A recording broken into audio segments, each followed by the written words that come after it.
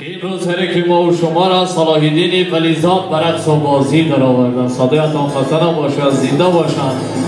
اگر که یک قرصک به افتخار هنرمندان میزنید دوستان عزیز، یک قرصک تاجیکانه، زنده باشند. تشکر، دستاتون درد نکنه. سلامت باشید.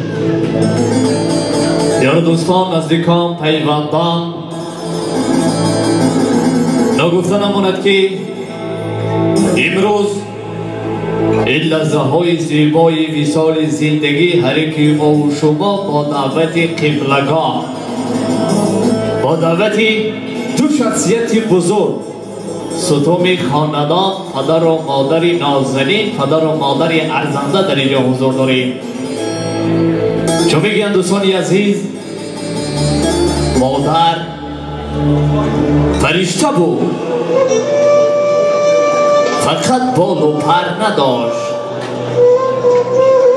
شاید که داشت بال و پر، اما خبر نداشت. یا داشت آگهی زی پر و بال خویش، لیک میل جدا شدن زی من و از پدر نداشت.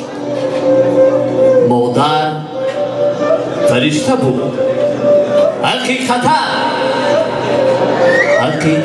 فرشته بود. چون میگن دوستان عزیز، مادر بگذاشت تو یک دیدارگاه نماند.